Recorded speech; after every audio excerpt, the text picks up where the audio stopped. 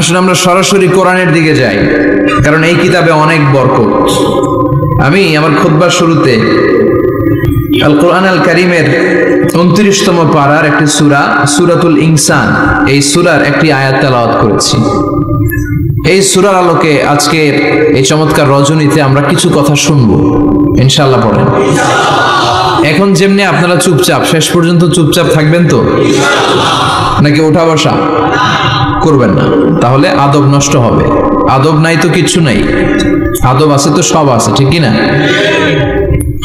সূরার নাম হচ্ছে সূরাতুল ইনসান। সবাই বলেন সূরার নাম, আরো জোরে বলেন ইনসান। 29তম পারায় অবস্থিত। কোন পারায়? 31টা আয়াত। কয় আয়াত? এই সূরাটা মাক্কি সূরা। কি সূরা?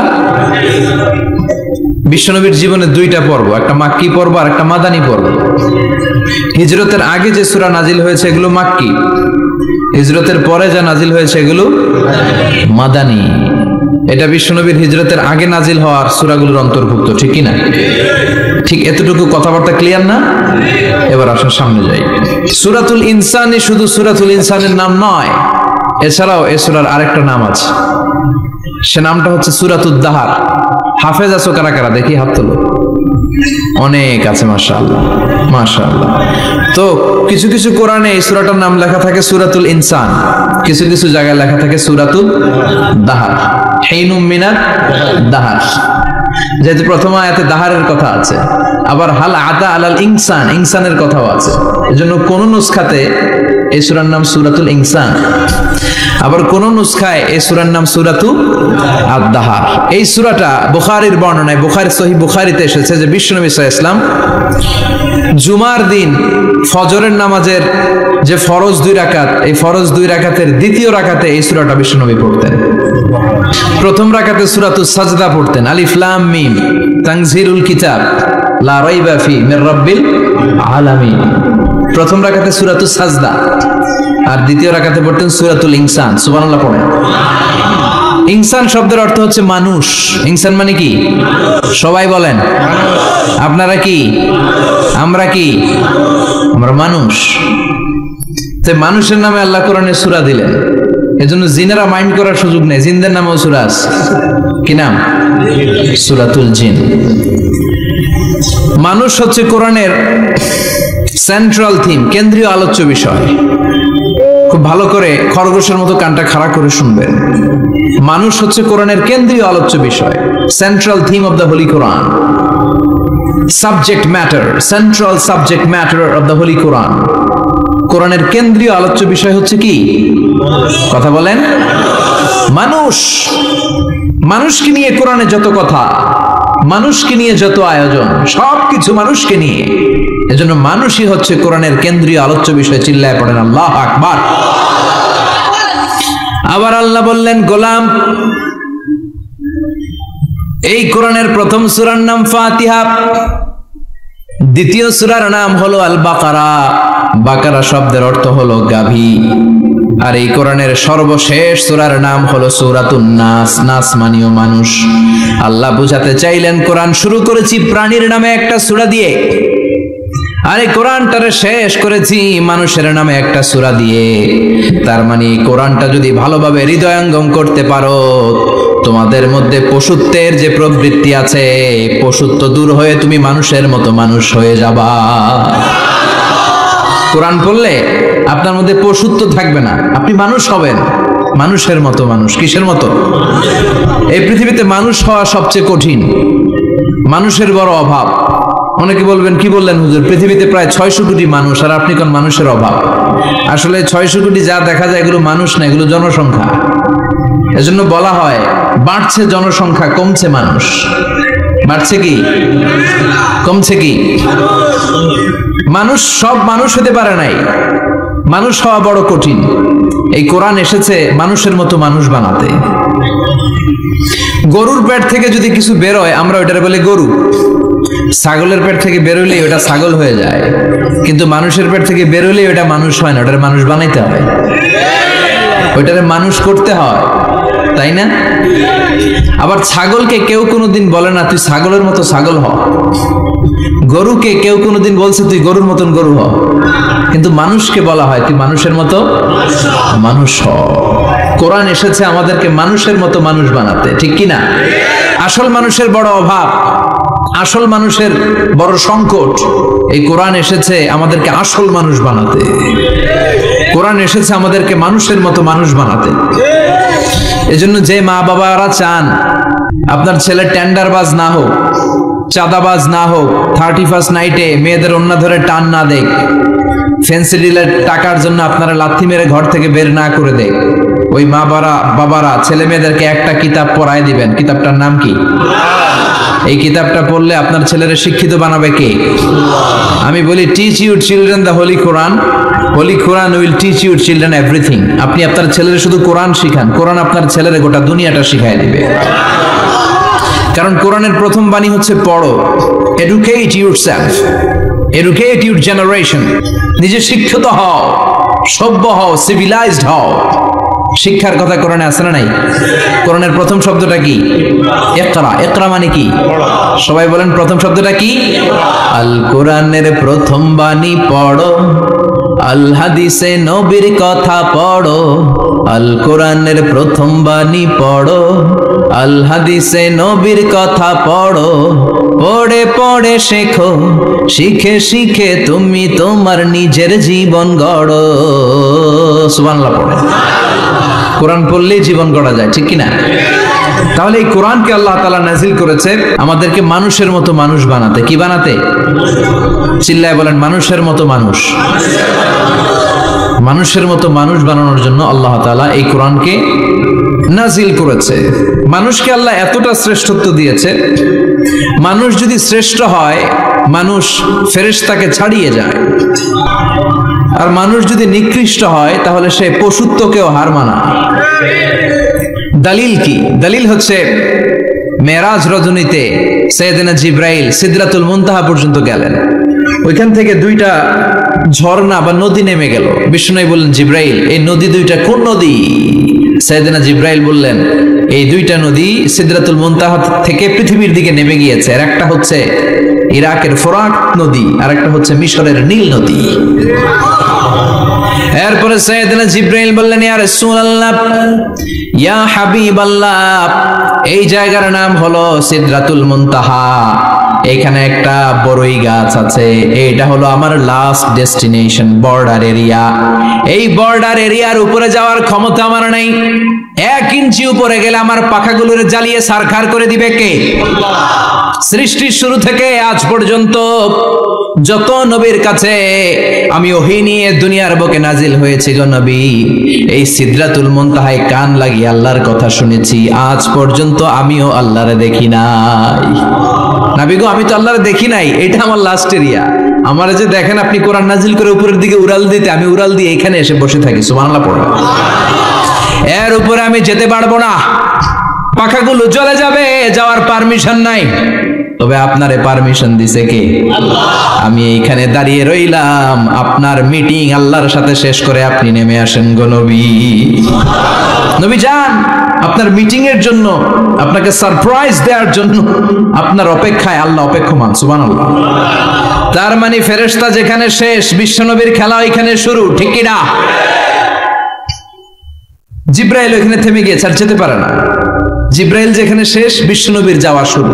তার মানে মানুষ যদি শ্রেষ্ঠ হয় সে ফেরেশতাকে ছাড়িয়ে যায়, আর মানুষ যদি নিকৃষ্ট হয় তাহলে সে পশুকেও হার মানায়, ঠিক কি না? আপনি কখনো শুনছেন একটা সিংহ আর একটা সিংহকে মারে?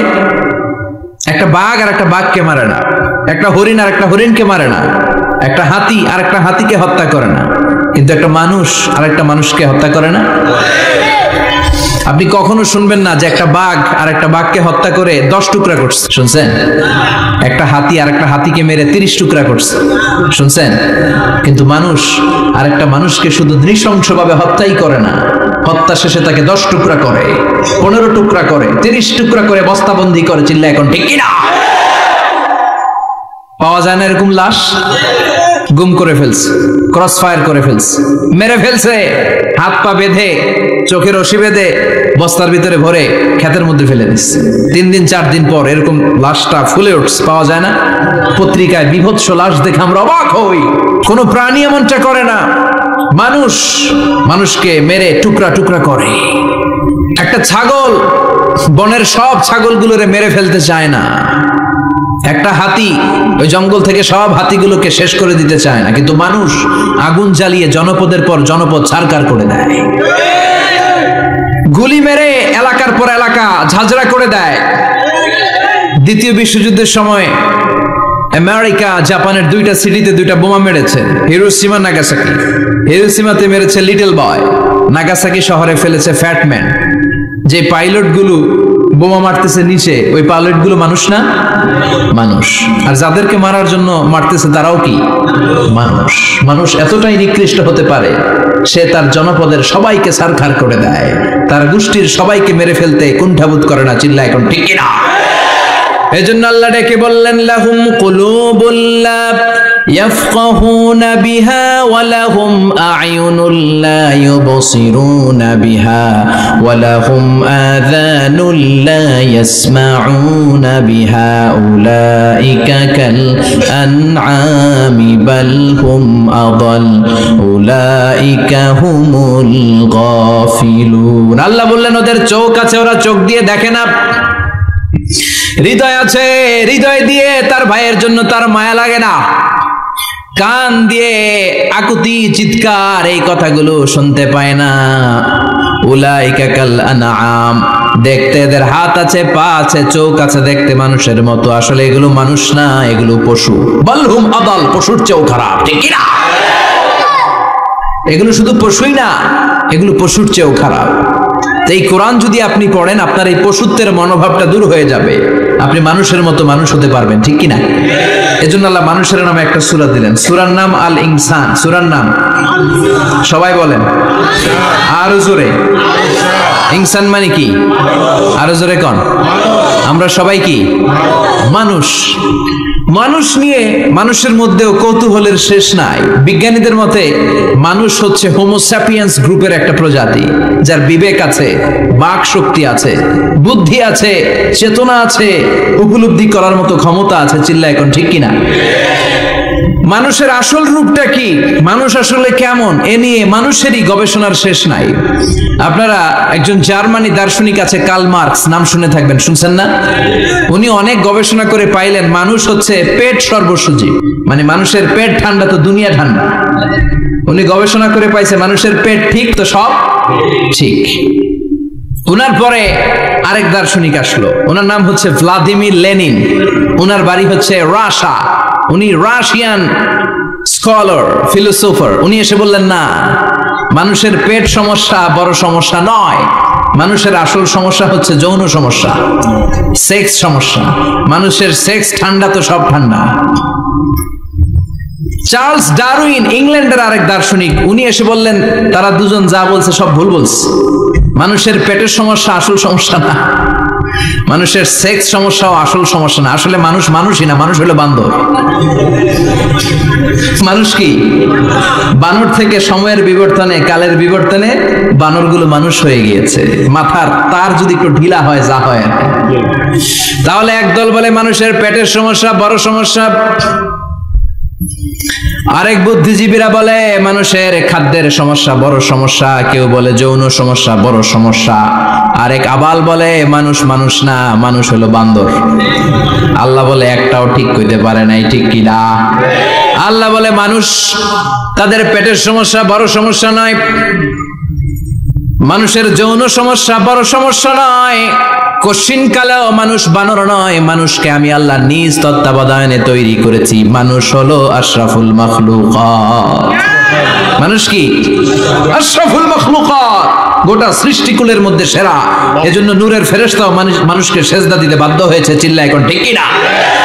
তুমি মাটির আদমকে প্রথম সৃষ্টি করিয়া ঘোষণা করিয়া দিলে শ্রেষ্ঠ বলিয়া, তাই তো নূরের ফেরেশতা করে আদমকে সেজদা। ঠিক কি না? তাই তো নূরের ফেরেশতা করে আদমকে সেজদা, সবার চেয়ে সম্মান দিলে মাটির আদমকে। পড়েন আল্লাহু আল্লাহু তুমি জাল্লে জালালুহু, শেষ করা তো যায় না গে তোমার গুণগান। আল্লাহু আল্লাহু সুবহানাল্লাহ পড়েন। আল্লাহ বলেন পেটের সমস্যা কিন্তু আসল সমস্যা না। মানুষের যৌন সমস্যা বড় সমস্যা, কিন্তু আসল সমস্যা না। মানুষ বানর নামের প্রজাতির ভেতর দিয়ে মানুষ হয় নাই, মানুষকে আমি নিজে তৈরি করেছি, মানুষকে আমি আশরাফুল মাখলুকাত বানিয়েছি। সুবহানাল্লাহ। বুখারীর বর্ণনা, লাম্মা খালাকাল্লাহু আদামা ওয়া কানা তুলুহু 60 যিরাআন, আল্লাহ যখন সাইয়েদনা আদমকে তৈরি করলেন 60 হাত লম্বা করে তৈরি করলেন। কয় হাত? আপনি কয় হাত? আমি কয় হাত? আমরা কয় হাত? কিন্তু আদম ছিল কয় হাত? সুবহানাল্লাহ কইবেন না? আপনারাও যখন জান্নাতে প্রবেশ করবেন, বুখারীর ওই বর্ণনাতে এসেছে মানুষরা যখন জান্নাতে প্রবেশ করবে প্রতিটা মানুষ 60 হাত লম্বা হয়ে প্রবেশ করবে। এই দুনিয়াতে দাড়ি রাখার জন্য বিশ্বনবী আদেশ করেছেন, কিন্তু জান্নাতে যারা যাবে এদের দাড়িও থাকবে না, মোছও থাকবে না, গায়ের মধ্যে পশমও থাকবে না। সুবহানাল্লাহ বাড়ি দিয়ে গিয়া চিৎকার করে পড়েন আল্লাহু আকবার। তার মানে মানুষ হলো আশরাফুল মাখলুকাত, গোটা বিশ্বের মধ্যে সেরা। আল্লাহ বললেন আদমকে আমি নিজ হাতে তৈরি করেছি। লাম্মা খালাকাল্লাহু আদামা ওয়া কানা তুলুহু 60 যিরাআন, 60 হাত লম্বা করে আদমকে বানিয়েছি। আদমকে সব সৃষ্টির মধ্যে শ্রেষ্ঠত্বের মানদণ্ডে উন্নীত করে আদমকে আমি আশরাফুল মাখলুকাত বানিয়েছি। সুবহানাল্লাহ। আমরা আশরাফুল মাখলুকাত, ভালো লাগে না শুনতে? আমরা হচ্ছি খলিফাতুল্লাহি ফিল আরদ, ইন্নী জাইলুন ফিল আরদি। আল্লাহ বলেন আমি দুনিয়াতে আমার আদেশ বাস্তবায়নের জন্য লিইজরাই আহকামিল্লাহি ওয়া তানফীযি আওয়ামিরিল্লাহ, আল্লাহর আদেশ আল্লাহর নিষেধ জমিনের বুকে পালন করার জন্য মানুষকে আমি খলিফা বানিয়েছি। কার কথা? চুরি করলে হাত কেটে দাও, কার আইন? নাকি মাননীয় প্রধানমন্ত্রী শেখ হাসিনার আইন? এই দেশের বানানো আইন। চুরি করলে হাত কাটো, কথাটা কার? السارق والسارقة فاقطعوا أيديهما جزاء بما كسبا نكالا من الله والله عزيز حكيم. If anyone steal something very precious from the society, the government should cut down his right hand. দামি কিছু চুরি করলে এটা সাক্ষীর দ্বারা সাব্যস্ত হলে গভর্নমেন্টের উচিত তার ডান হাতটা এক কোপ মেরে কেটে দেয়া। কার কথা? বানু মাখজুমিয়া গোত্রের এক মেয়ে মদিনাতে চুরিতে ধরা পড়লো। অনেক বড় ফ্যামিলির, ডিগনিফাইড শিল্পপতির মেয়ে। সাহাবারা বলল এই মেয়ের হাত যদি বিশ্বনবী মদিনায় কেটে দেয়, মদিনাতে তো মারামারি লেগে যাবে। কে বলবে বিশ্বনবীর কাছে যে সুপারিশ করার ক্ষমতা কারো নেই? বিশ্বনবীর পালক পুত্র ওসামা বিন যায়েদ, যায়েদ ইবনে হারেসা, তার ছেলে ওসামা পালক পুত্রের ছেলে, তাকে বিশ্বনবী বড্ড ভালোবাসতো। তার উপাধি হলো হুব্বু রাসূলিল্লাহ, বিশ্বনবীর ভালোবাসা। সবাই বলল ওসামা আমরা যে বলতে পারবো না, তুই যে নবীরে সুপারিশ কর। ও নবী, যদিও চুরি করেছে মেয়েটা, সাব্যস্ত হয়েছে, কিন্তু আপনি মাফ করে দেন, হাত কেটে দিয়েন না।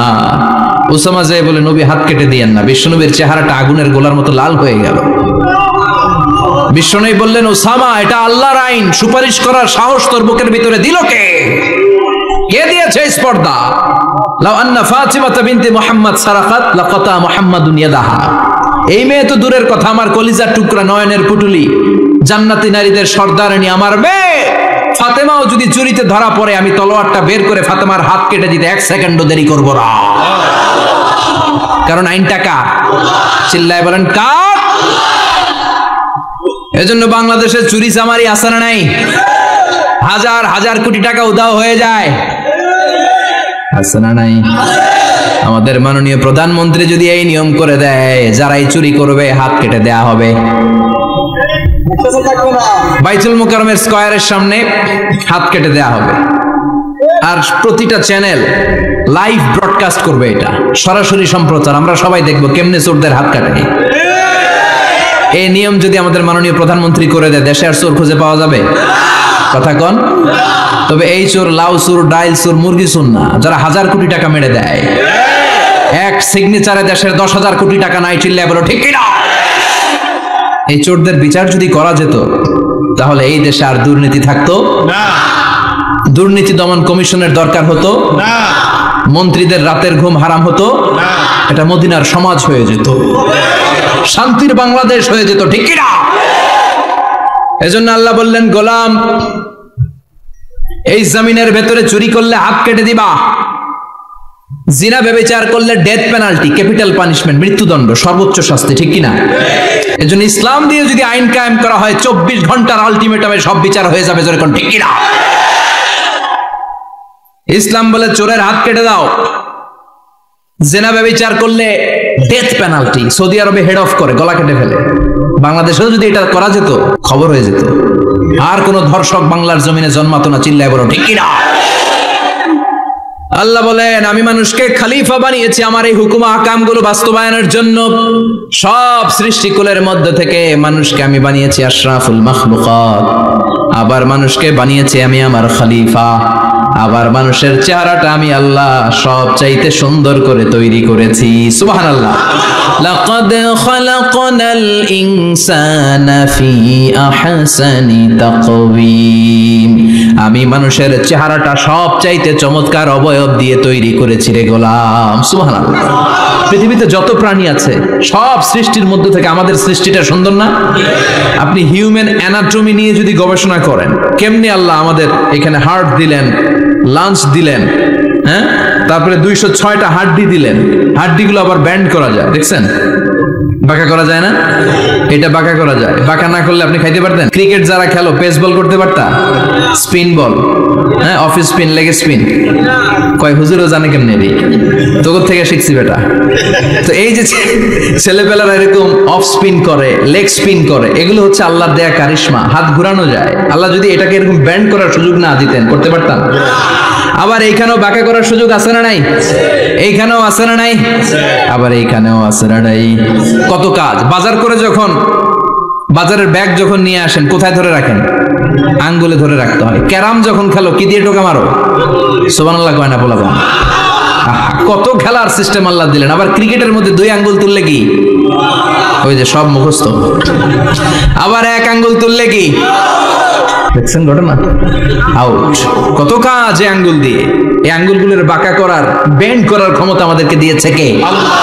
এজন্য আল্লাহ বললেন, লাকাদ খালাকনাল ইনসানা ফি আহসানি তাকওয়িম, আমি মানুষের চেহারাটা সব চাইতে সুন্দর করে তৈরি করেছি। মানুষ সুন্দর, আমাদের চোখ সুন্দর না মিয়া?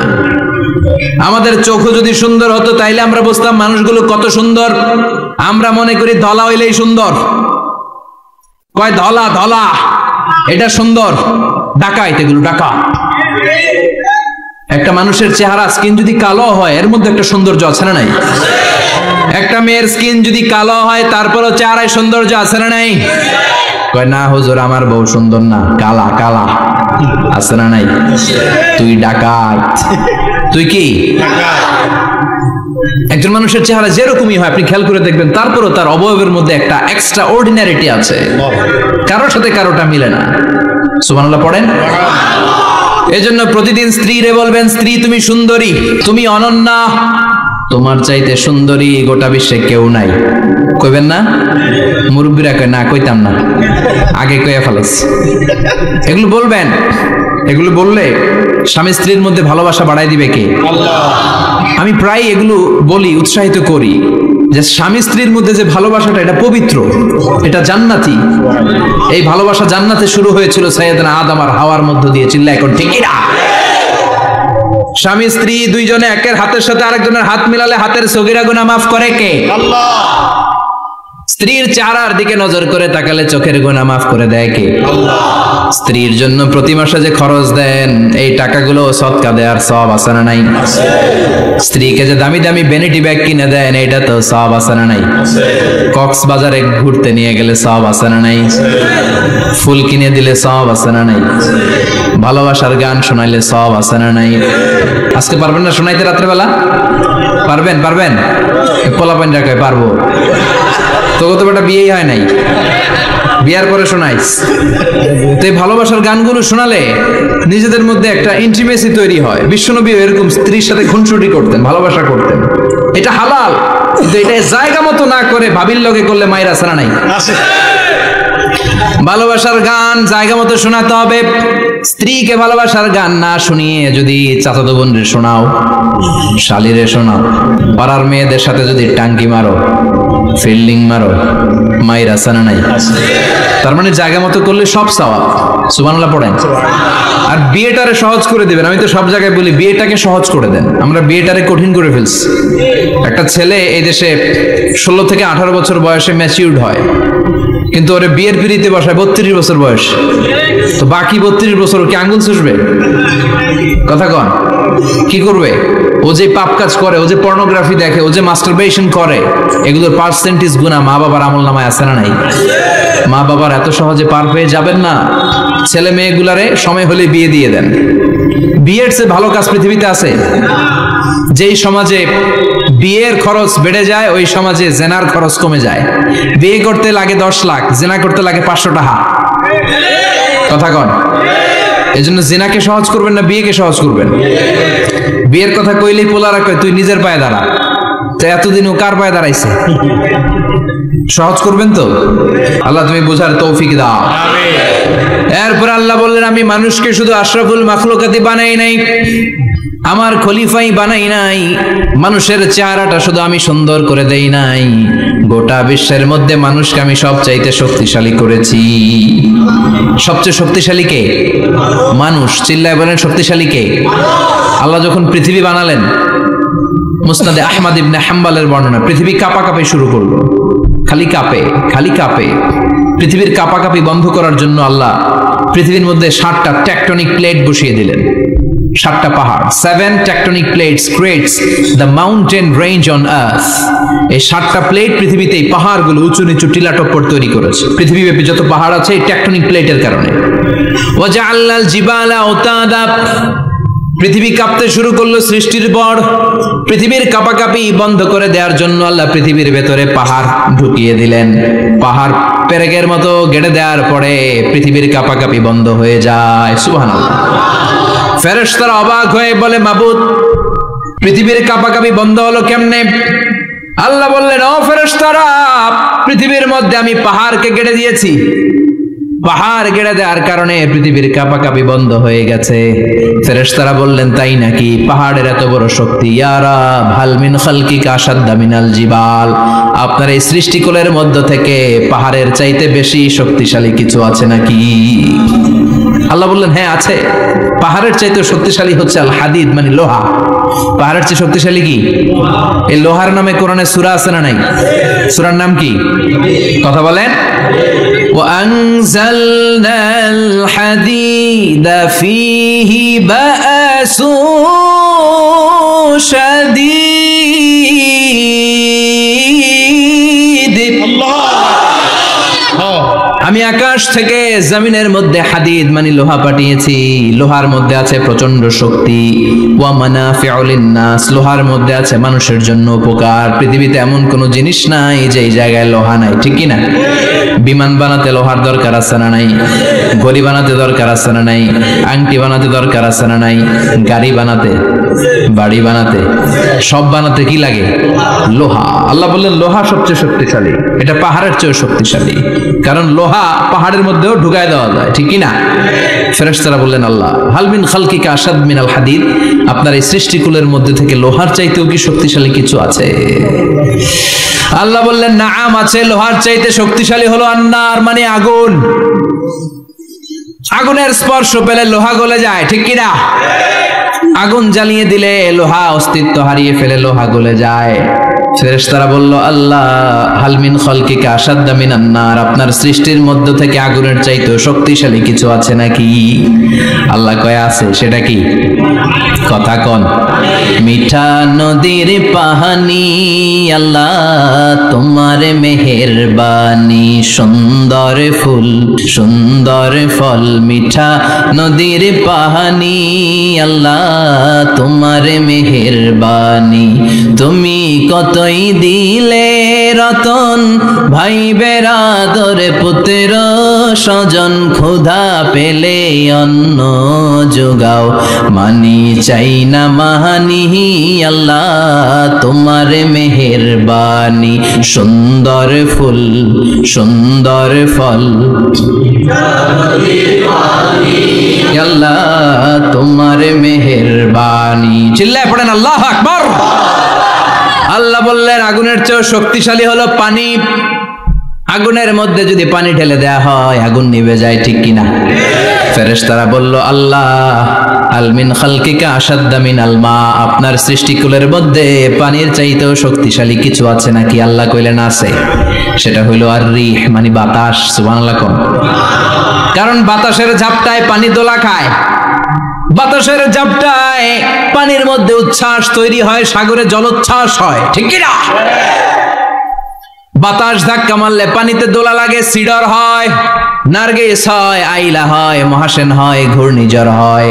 পানির চাইতে বাতাস বেশি শক্তিশালী। ফেরেশতারা অবাক হয়ে বলে আল্লাহ তাহলে আপনার সৃষ্টিকুলের মধ্য থেকে বাতাসের চাইতেও শক্তিশালী কিছু আছে নাকি? আল্লাহ কয় আছে।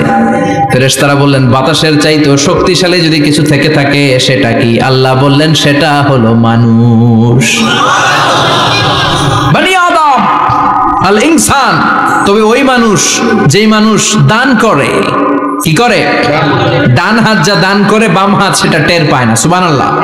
আল্লাকা সিররুন ইনদাল্লাহ বাইনাকা আনতা ওয়া বাইনাল্লাহ, আল্লাকা সাদাকাতুন তাখফা লা ইয়ালামুহা ইল্লাল্লাহ, আল্লাকা সিররুন ইনদাল্লাহ বাইনাকা আনতা ওয়া বাইনাল্লাহ, আল্লাকা সাদাকাতুন তাখফা লা ইয়ালামুহা ইল্লাল্লাহ। সুবহানাল্লাহ পড়েন। তোমার কি এমন কোন আমল আছে নাকি যে আমল আল্লাহ ছাড়া কেউ জানে না? তুমি এমন কোন গোপন দান করেছো নাকি যেই দানটা আল্লাহ ছাড়া কেউ দেখেনি, ঠিক কি না? গোপন দান আল্লাহর রাগকে কমিয়ে দেয়। তাহলে ওই মানুষ ওই বাতাসের চাইতেও শক্তিশালী যে মানুষ ডান হাতে দান করলে বাম হাতও টের পায় না। মানুষ টের পাওয়া তো দূরের কথা, চিল্লায় পড়েন আল্লাহু আকবার।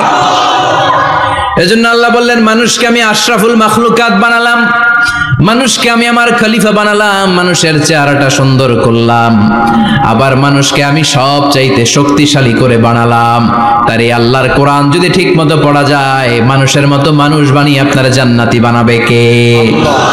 তার মানে এই কোরআন পড়লে মানুষের মতো মানুষ হওয়া যায়। চিল্লায় বলেন কি হওয়া যায়? সবাই বলেন মানুষের মতো মানুষ হতে চান তো সবাই? সবাই চাই। আসুন দেখি মানুষের নামে সূরায় আল্লাহ কি বললেন, পড়েন। আউযু বিল্লাহি মিনাশ শাইতানির রাজিম, বিসমিল্লাহির রহমানির রহিম। হাল আতা আলাল ইনসানি হিনুম মিনাদ দাহরি লাম ইয়াকুন শাইআম মাযকুরা। আল্লাহ বললেন মানুষের জীবনের একটা সময় ছিল যেই সময়টা উল্লেখ করার মতো মানুষ কিছুই ছিল না। সুবহানাল্লাহ। প্রত্যেক মানুষের জীবনে এমন একটা সময় ছিল যেই সময়টাতে উল্লেখ করার মতো সে আসলে কিছুই ছিল না, তার অস্তিত্বই ছিল না, সে জিরো ছিল, তাকে জিরো থেকে হিরো বানিয়েছে কে? আল্লাহ। হাল আতা আলাল ইনসান, এই হাল হচ্ছে ইস্তিফহাম তাকরীরি, বিমানা কাদ আতা আলাল ইনসান, অবশ্যই অবশ্যই মানুষের জীবনে এমন একটা সময় এসেছে লাম ইয়াকুন শাইআম মাযকুরা, উল্লেখ করার মতো সে কিছুই ছিল না। কার কথা? মুফাসসিরিন একরাম ইনসান দ্বারা এখানে দুইটা জিনিস বুঝিয়েছেন, এক হলো সাইয়েদনা আদম আর এক হলো আমরা সবাই। এই পৃথিবীতে মানুষ বানানোর তিন ক্যাটাগরি। ক্যাটাগরি নাম্বার 1, মাও নাই বাবাও নাই। এই সিস্টেম আল্লাহ কার বানাইছে? কথা বলেন। আবার শুধুমাত্র মা আছে বাবা নাই, এই সিস্টেমে কাকে বানালেন? আবার বাবাও আছে মাও আছে, এই সিস্টেমে কারে বানালেন? আমাদেরকে বানালেন। আবার সাইয়েদনা আদমকে আল্লাহ যখন বানালেন তিনি বানালেন মিন তিনিন লাযিব, এঁটেল মাটি থেকে বানালেন। এঁটেল মাটি দিয়ে কাঠামো বানানো যায় না, স্ট্রাকচার করা যায় না। এঁটেল মাটি জমিন থেকে নিয়ে আল্লাহ রেখে দিলেন 40 বছর। চিল্লায় বলেন কয় বছর? আর আকাশকে বললেন ইয়া সামা ওয়ামতিরি আলাইহি 40 সানা, ও আকাশ এই মাটির উপরে 40 বছর তুমি বৃষ্টি দাও। 40 বছর এঁটেল মাটির উপরে বৃষ্টি জমতে জমতে জমতে জমতে এটা হয়ে গেল হামাইম মাসনুন, কাদামাটি। সুবহানাল্লাহ। কাদামাটি থেকে গেল 40 বছর। কাদামাটি থেকে আল্লাহ সাইয়েদনা আদম আলাইহিস সালামের ডাইস বানালেন। তারপরে আল্লাহ সূর্যরে বললেন, ইয়া শামসু হাররিকি আলাইহি 40 ইয়াউমা, ও সূর্য এবার আদমের কায়ার উপরে, মূর্তির উপরে তুমি 40 বছর সূর্যের আলো দাও। 40 বছর সূর্যের প্রখর ও তীব্র তির্যক তাপে এবং কিরণে আদম হয়ে গেছে এখন সলসলিন কাল ফাখার, টোকা মারলে ঠন ঠন করে। সুবহানাল্লাহ পড়ে। এখনো রূহের ফুৎকার দেয় নাই এখনো, কিন্তু কেটে গেছে 120 বছর। 43 কত? 120 বছর চলে গেল। এই বিশাল লম্বা সময়ে আল্লাহ বললেন, লাম ইয়াকুন শাইআম মাযকুরা, উল্লেখ করার মতো আদম কিছুই ছিল না। রূহের ফুৎকার যেহেতু দেয় নাই 140 বছর, এটা এঁটেল মাটি, পরে ছিল কাদামাটি, এরপরে হয়েছে মূর্তি, ঠনঠনে মূর্তি। উল্লেখ করার মতো আদমের জীবনে 124 বছরে কিছুই ছিল না। চিল্লায় বলেন ঠিক কিনা? আবার আমরাও যারা সলিমদ্দি কলিমদ্দি, আমরাও আমাদের মায়ের পেটের ভেতরে প্রথমে ছিলাম 40 দিন। বুখারীর বর্ণনা, ইন্না আহাদাকুম ইউজমাউ খালকুহু ফি বাতনি উম্মিহি 40 ইয়াওমান সুম্মা ইয়াকুনু নুতফাতান মিসলা যালিক সুম্মা ইয়াকুনু আলাকাতান মিসলা যালিক ফায়াতি ইলাইহিল মালাকু ফায়ানফাখু ফীহির রূহ। আমরা যারা সলিমদ্দি কলিমদ্দি, আমরা আমাদের মায়ের পেটের ভেতরে 40 দিন ছিলাম নুতফা, এক ফোঁটা বীর্য। তারপরে 40 দিন ছিলাম আলাকা, রক্তপিণ্ড। তারপরে 40 দিন ছিলাম মুদগা, গোশতপিণ্ড। 3 40 120 দিন। কয় দিন? এই 120 দিনের লম্বা সময়ে লাম ইয়াকুন শাইআম মাযকুরা, উল্লেখ করার মতো আমরা আসলে কিছুই ছিলাম না, কারণ মানুষই তো হয় নাই, ডিফর্ম বেবি, এখনো দেহের আগাগোড়া কিছু হয় নাই। 120 দিন পর ফেরেশতা এসে আমার দেহের মধ্যে ফুৎকার দিয়ে যায়, তখন আমার হার্ট পার্টিশন চালু হয়ে যায়, আমার হার্টবিট চালু হয়, সিস্টোলিক ডায়াস্টোলিক, এই যে ধপ ধপ ধপ, এই প্রেসারটা ছাড়া মানুষ বাঁচে? ফুসফুসের কাজ কি? খালি ধপ ধপ করে, দম টানে আর দম নেয়, দম ফুরাইলে ঠুস। আমরা ছিলাম নুতফা, আলাকা, মুদগা, sperm drop, then blood clot, and finally the little flesh. আমি আমার এমফিল রিসার্চ করেছি এটার উপর, এটার ইংরেজিতে বলে এমব্রয়োলজি, ভ্রূণতত্ত্ব। How the little embryo develops in mother womb, মায়ের পেটে এই ছোট্ট ভ্রূণ, এটা কেমন করে শুক্রাণু ডিম্বাণু থেকে 8 মাস 10 মাস 9 মাস পরে কেমন করে জমিনে আসে। How the little embryo develops in mother womb, মায়ের পেটে কেমন করে ডেভেলপ করে। একেবারে ক্ষুদ্র ছিলাম আমি, তুচ্ছ ছিলাম আমি, নগণ্য ছিলাম আমি, আমার কোনো নাম ছিল না, আমার কোনো গ্রাম ছিল না, আমার কোনো পরিচয় ছিল না। এখন দুনিয়াতে আমাদের পরিচয় আছে না নাই?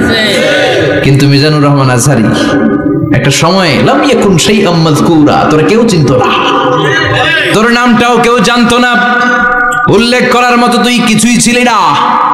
এটা দিয়ে আল্লাহ বুঝাতে চাইলেন তোর কিছুই ছিল না, জিরো থেকে আমি হিরো বানালাম। ক্ষমতার দাপট দেখাবি না, ক্ষমতার অহংকার দেখাবি না, টাকা পয়সার গরম দেখাবি না।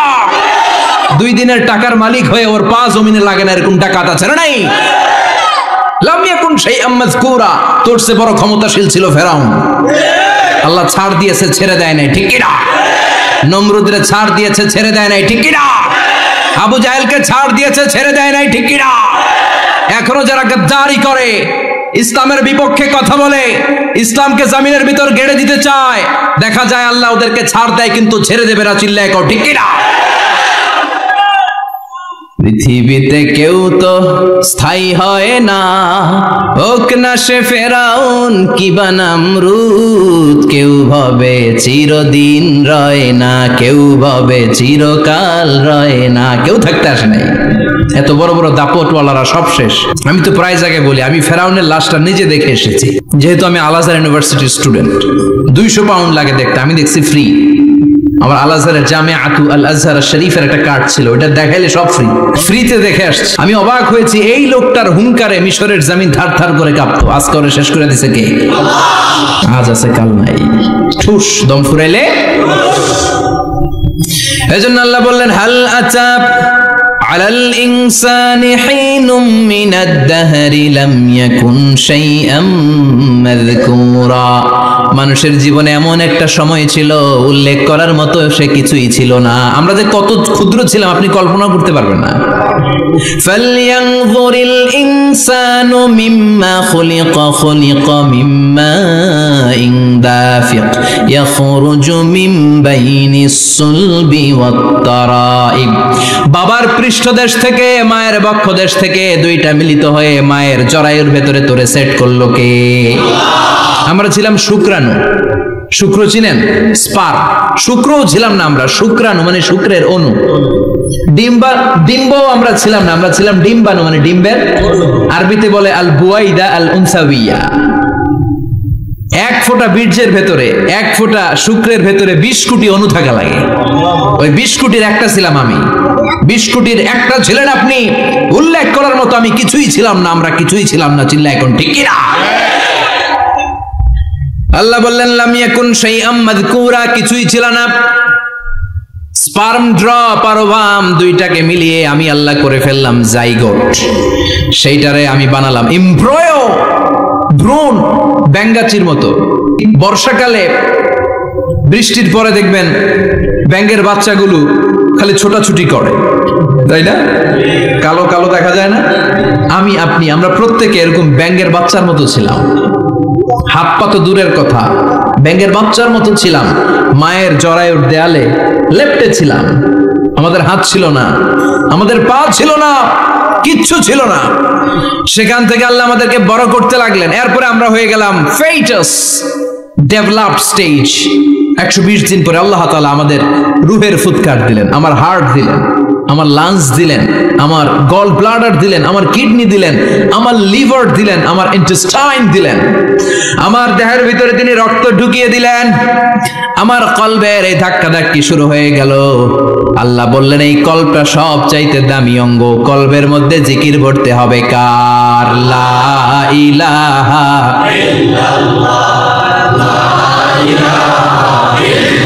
লা ইলাহা ইল্লাল্লাহু মুহাম্মাদুর রাসূলুল্লাহ সাল্লাল্লাহু। কলবের ভেতরে ভরতে হবে আল্লাহর জিকির। অনেকেই কলবের ভেতরে ভরে আয়না, আছে না নাই? আয়না বসাইয়া দে মোর দয়াল বাবা কেল্লা কাবা, আয়নার কারিগর আয়না বসাইয়া দে মোর। তোর বাবার কলবে তো আয়না নাই, তোরে কি আয়না দিবে বেটা? বিশ্বনবী কখনো বলেছেন কলবে আয়না বসাতে? বিশ্বনবীর সাহাবারা কলবে বসাতে হবে আল্লাহর জিকির। আলা বিজিক্রিল্লাহি তাতমাইন্নুল। দুনিয়ার কোনো কিছু কলবকে ঠান্ডা করতে পারে না একমাত্র আল্লাহর জিকির ছাড়া। চিল্লা এখন ঠিক কি না? এজন্য আল্লাহ বললেন হাল আতা আলাল ইনসানি হিনুম মিনাদ দাহরি লাম ইয়াকুন শাইআম মাযকুরা। প্রতিটা মানুষের জীবনে এমন একটা সময় ছিল উল্লেখ করার মতো কিছুই ছিলাম না। এই আয়াতটা যখন ইসলামের প্রথম খলিফা বিশ্বনবীর ডান হাত সাইয়েদনা আবু বকর পড়তেন, তিনি শুধু কান্না করতেন, চোখের পানি ফেলতেন আর বলতেন লাইতাহা তাম্মাত, হায় হায় আমার পুরো জীবন যদি এভাবেই কেটে যেত। লাম ইয়াকুন শাইআম মাযকুরা, মায়ের পেটের ভিতরে যখন ছিলাম কিছুই যখন ছিলাম না, এরকমই যদি থাকতাম কতই না ভালো হতো। লা নাবতালি ওয়ালা নালিদ, জন্মগ্রহণ করতাম না, পরীক্ষার সম্মুখীন হতাম না, জীবনটা যদি এমনিই কেটে যেত কতই না ভালো হতো। এজন্য আল্লাহ বললেন প্রতিটা মানুষের জীবনে এমন একটা সময় ছিল উল্লেখ করার মতো সে কিছু ছিল। এরপর আল্লাহ বললেন ইন্না খলাকনাল ইনসানা মিন নুতফাতিন আমশাজিন নাবতালি ফাজআলনাহু সামিআন বাসীরা। নিশ্চয় আমি মানুষকে জমাট বাঁধা মিশ্রিত নুতফা থেকে তৈরি করেছি। বাবার শুক্রাণু মায়ের ডিম্বাণু দুইটাকে মিলিয়ে দিল কে? জরায়ের ভিতরে সেট করলো কে? আল্লাহ বললেন ফি কারারিম মাকিন, গোপনতম প্রকোষ্ঠে। যেই প্রকোষ্ঠে কোনো কবিরাজের কবিরাজি কাজে লাগে নাই, কোনো ডাক্তারের ডাক্তারি কাজে লাগে নাই, কিন্তু 9টা মাস ধরে খাবার পানি আর অক্সিজেন তোরে দিছে কে? আল্লাহ। আবার আল্লাহ বললেন ফি যুলুমাতিন সালাস, তিনটা প্যাকেট পরিয়ে তোরে আমি রেখেছি, যতটুকু টেম্পারেচারে রাখলে তুই বেঁচে থাকবি ততটুকু টেম্পারেচারে তোরে রেখেছে কে? এজন্য আল্লাহ বললেন মিন নুতফাতিন নামশাজিন নাবতালি, তারপরে তোকে আমি পরীক্ষা করতে শুরু করলাম দুনিয়ায়। দুনিয়াতে আমাদের জন্য পরীক্ষা আছে না নাই? যে আল্লাহর কাছে যত প্রিয় তার পরীক্ষাও তত। আশাদ্দুন নাসি বালাআন আল আম্বিয়া, দুনিয়ার মধ্যে সবচাইতে বেশি আল্লাহ পরীক্ষা করেছেন নবীদের, ঠিক কি না? সাইয়েদনা ইউসুফ আলাইহিস সালাম 10 বছর জেলে বন্দী ছিলেন, বিশ্বনবী 3 বছর জেলে বন্দী ছিলেন। শিয়াবে আবি তালেবের জেলখানায় বিশ্বনবী ছিলেন কি ছিলেন না? এজন্য জেল জরিমানা মুমিন ভয় পায় না, ঠিক কি না? আল্লাহ বললেন নাবতালি, তোকে আমি পরীক্ষা করব ভয় দিয়ে, ক্ষুধা দিয়ে, সম্পদের হানি ঘটিয়ে, প্রাণ নাশের হুমকি দিয়ে। ইসলামের কথা বলা এত সোজা না। আপনি ইসলামের কথা বলবেন, আপনার বিরুদ্ধে ষড়যন্ত্র আছে না নাই? কিন্তু এগুলো দেখার আমাদের সময় আছে নাকি? আমরা কোরআনের কথা বলেই যাব, কোরআনের শান্তির বাণী বিশ্বব্যাপী আমরা ছড়িয়েই দিব, ঠিক কি না? আল্লাহ বললেন সামিআম বাসীরা, এরপরে তোরে আমি চক্ষুষ্মান বানালাম, তোকে আমি কান দিলাম, চোখ দিয়ে দেখার সুযোগ দিলাম। চোখ আমাদেরকে দান করেছে কে? এই দুটি চোখ দিয়েছো বলে দেখি যে কত অপরূপ, নয়নাভিরাম খেতে খামারে জুড়াই জ্বালা বিধুরধু, তোমারে দেয়া চোখের শুকুর জানাবো তার ভাষা কই, যতই দেখি ততই যেন পলক ছাড়া চেরুই, ঠিক না? নিয়ামত আর নিয়ামত এই দু চোখ দিয়ে দেখি। এজন্য আল্লাহ বললেন আলাম নাজআল লাহু আইনাইনি ওয়া লিসানান ওয়া শাফাতাইনি ওয়া হাদাইনাহুন নাজদাইন। ও বান্দা, তোরে কি আমি চোখ দেই নাই? তোরে কি আমি জিহ্বা দেই নাই? ঠোঁট দেই নাই? চোখ দিয়েছে কে? আল্লাহ। কখনো ভাবছেন কি নিয়ামত নিয়ে আমরা ঘুরে বেড়াই? যার চোখ নাই সে জানে চোখ না থাকার কি জ্বালা। 2 মিলিমিটার ডাইমেনশনের ছোট্ট এই চোখ নিয়ে আমার ভাইরে আমি যেমনে দেখি, আবার দূরের সূর্যের দিকে তাকালো একই অ্যাঙ্গেলে দেখি, ঠিক কি না? ক্যামেরার মধ্যে অনেক দূরের জিনিস দেখা যায় না, কিন্তু এই চোখ দিয়ে লক্ষ কোটি মাইল দূরে থাকা তারা নক্ষত্রগুলোকেও দেখা যায়, ঠিক কি না? এই ক্যামেরার ভেতরে জুমিং পাওয়ার যদ্দূর আছে, কমসে কম তার 20 গুণ জুমিং পাওয়ার আল্লাহ চোখের ভেতরে দিয়েছে। ক্যামেরাতে যে পরিমাণ মেগাপিক্সেল আছে তার চেয়ে কয়েকশো গুণ বেশি মেগাপিক্সেল আল্লাহ চোখের ভেতরে ঢুকিয়ে দিয়েছে। আমরা যখন কোনো জিনিসের দিকে তাকাই, একটা লাইট এসে রিফ্লেক্ট করে, সেটা আবার ব্যাক করে আমার চোখের পেছনে রেটিনা থাকে। কি থাকে? এই রেটিনাতে যে নক করে, নক করার সাথে সাথে ওই আলোটাকে ইলেকট্রিক্যাল সিগন্যালের মাধ্যমে ট্রান্সমিট করে এটা ব্রেইনের একটা এরিয়া আছে, ভিজুয়াল এরিয়া, ভিশন এরিয়া, ওই ভিজুয়াল এরিয়াতে পাঠায়। তখন মুহূর্তের মধ্যে আমরা এটা দেখে ফেলি। এই দেখার জন্য কত কিছু হয়ে গেল, কিন্তু আমরা টের পাই না। 1 সেকেন্ডের কয়েক হাজার ভাগের কম সময়, 1 মাইক্রোসেকেন্ড, তারও কম সময় 1 ন্যানো সেকেন্ডে আমরা তাকাই আর দেখি। কোন সুবহানাল্লাহ। আবার আল্লাহ কান দিলেন, সাউন্ড ওয়েভ তৈরি হয়, শব্দ তরঙ্গ আমাদেরকে শুনতে সাহায্য করে। এগুলোকে বলে ইয়ার ক্যানেল। এই ক্যানেলের ভেতর দিয়ে ঢুকে। অনেকে বলে এই পেছানো পেছনে এগুলো আল্লাহ দিল কেন? মা খালাকতা হাযা বাতিলা, আল্লাহ কোনো কিছু এমনি এমনি দেয় নাই। সুবহানাল্লাহ পড়ে, এমনি এমনি না। এই যে কানের ভেতরে পেছনে পেছনে এগুলো আমরা যেন ঠিকঠাক ভাবে শুনতে পাই, এজন্য দিয়েছেন। সাউন্ড শব্দ তরঙ্গটা এসেই এই ক্যানেল দিয়ে ঢুকতে হয়। আপনি কান কেটে যদি কান কাটা রমজান হয়ে যান, কিচ্ছু শুনতে পাবেন না। কান কাটা রমজান শুনছেন? ছোটবেলা আমরা শুনতাম কান কাটা রমজান। তো এই কান যদি আপনি কেটে দেন, আপনি কিন্তু কিছু শুনতে পাবেন না। এটা এয়ার ক্যানেল। এই ক্যানেল দিয়ে ঘুরে ঘুরে ঢুকতে হবে ভিতরে। ঢুকেই এয়ার ড্রাম আছে, এয়ার ড্রামে এটা নক করে। মানবদেহের সবচেয়ে 206টা হাড্ডির মধ্যে থেকে সবচেয়ে ছোট সাইজের হাড্ডি থাকে কানের ভেতরে। এটার আবার 3 ভাগ, outer air, middle air, the inner air. 3টা স্টেজ পার হয়ে এটা ব্রেনের ভেতরে হেয়ারিং নার্ভ আছে, শুনবার জন্য যে স্নায়ু আল্লাহ তৈরি করেছে, ওই স্নায়ুতে যে নক করে।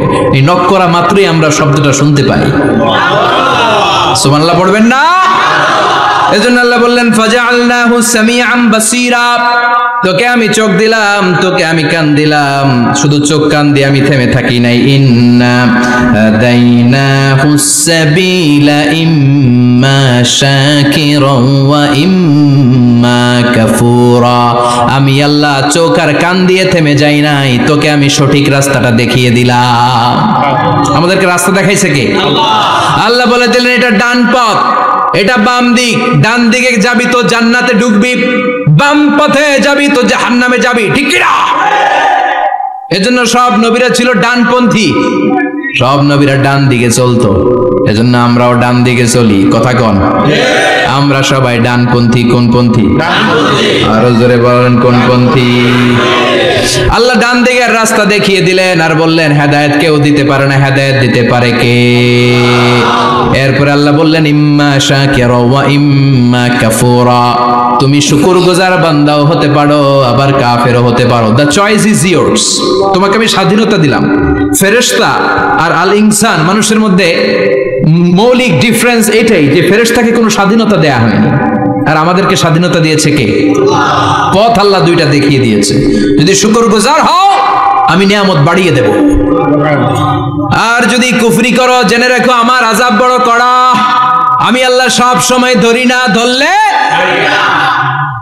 ধরে ধরে ধরে না, ধরলে আল্লাহ ছাড়ে না। তুমি শাকুর হতে পারো আবার কাফুর হতে পারো। এখানে আল্লাহ তাআলা মানুষের হিউম্যান বিহেভিয়ারাল ক্যারেক্টারিস্টিক্স নিয়ে কথা বলছেন, যে এক একটা মানুষের কত রূপ হতে পারে। আমার এক বিহেভিয়ার, ভাইয়ের এক বিহেভিয়ার, আপনার এক বিহেভিয়ার, এক একজনের এক এক ম্যানার, এক এক অ্যাটিটিউড। একজনের অ্যাটিটিউডের সাথে আরেকজনের অ্যাটিটিউডের কোনো মিল আছে? আল্লাহ এখানে কেবল দুইটার কথা বললেন, শাকিরা, ইম্মা শাকিরা ওয়া ইম্মা কাফুরা, তুমি শুকরগুজারও হতে পারো আবার চাইলে কাফুরাও হতে পারো। সুবহানাল্লাহ পড়েন। মানুষের আচরণ নিয়ে এভাবে আল্লাহ কোরআনে অনেক কথা বললেন। এক জায়গায় আল্লাহ বললেন আজুলা, মানুষ কি? আরেক জায়গায় বললেন মানুয়া, আরেক জায়গায় বললেন জাজুয়া, আরেক জায়গায় বললেন যালুমান জাহুলা, আরেক জায়গায় বললেন ইয়াউসা। এক এক মানুষ এক এক ধরনের। কিছু মানুষ আছে যা শুনে খালি ভুলে যায়, আছে না নাই? কিছু মানুষ আছে একবার শুনলে আর ভুলে না। আমাদের জাতীয় কবির নাম কি? জোরে বলেন। ওনার মেমোরিটা ছিল ফটোজেনিক মেমোরি। ফটোজেনিক মেমোরি হচ্ছে যে মানুষ একবার দেখলে, এটারে আমি মোবাইলে ছবি তুললে যেমনি একটাও হারাবে না, আমার এখানে থেকে যাবে, একবার তাকালে আমার মাথার মধ্যে এরকম থেকে যাবে, এটার বলে ফটোজেনিক মেমোরি। কাজী নজরুল ইসলামকে আল্লাহ তাআলা এই ফটোজেনিক মেমোরি দান করেছে। কোন সুবহানাল্লাহ। উনি কিছু ভুলতেন না, একবার বললেই সব মনে থাকতো। আর কিছু লোক আছে ভুলে যায়। আল্লাহ বললেন ওয়ালাকাদ আহিদনা ইলা আদামা মিন ক্বাবলু ফানাসিয়া ওয়া লাম নাজিদ লাহু আজমা, আমি আমার প্রথম মানুষ প্রথম নবীকে একটা আদেশ করেছিলাম, কিন্তু আদেশ পালন করতে আদম সেটা ভুলে গেছে। ওয়া লাম নাজিদ লাহু আজমা, এই আদেশ পালনে তাকে আমি দৃঢ়চিত্ত পাই নাই। পাইবো কেমনে? ভুলে গেছে। তো বাপ বললে পোলারা বলবে না? এজন্য বিষ্ণু বলেছেন নাসিয়া আদম ফানাসিয়া বানু, আদমও ভুলে যায়, এজন্য আমরাও ভুলে যাই। আদম আলাইহিস সালামের বয়স ছিল 1000 বছর। পৃথিবীর সব মানুষগুলোর রূহ আল্লাহ রাখলেন সাইয়েদনা আদমের সামনে। সাইয়েদনা আদম বললেন আল্লাহ ওই রূহটার এত সুন্দর লাগে কেন? এটার নাম কি? কয় ইবনুকা দাউদ, এটা তোমার ছেলে দাউদ। সে বাঁচবে কয় বছর? আল্লাহ বললেন 40 বছর। সাইয়েদনা আদম বললেন আল্লাহ জিদ মিন উমরিহি, একটু বয়স বাড়ায় দেন না। আল্লাহ বললেন রুফিআতিল আকলাম ওয়া জাফফাতিস সুহুফ, কে কত বয়স পাবে আদম এটা তো লেখা ফেলাইছি, তো চেঞ্জ করা যাবে না রে আদম। সাইয়েদনা আদম বললেন আল্লাহ আমার 1000 বছরের দরকার নাই, আমার 1000 থেকে 60 নিয়ে আমার ওই ছোট্ট ছেলেটারে দাউদ রে আপনি 40-এর সাথে 60 মিলাই 100 করে দেন। আল্লাহ বললেন ঠিক আছে করে দিলাম, তাইলে তুই কিন্তু বাঁচবি 940 বছর। 1000 থেকে 60 বাদ দিলে কত? সাইয়েদনা আদম পৃথিবীর বুকে আসলেন 940 বছরের পর। মালাকুল মাউত এসে হাজির। আদম আলাইহিস সালাম বললেন আপনি কে? আমি মালাকুল মাউত। কি জন্য আসছেন? কয় জিতু আন আকবাদা রূহাক, আপনার রূহ কবজ করতে আসছি। কয় কেন আসছেন?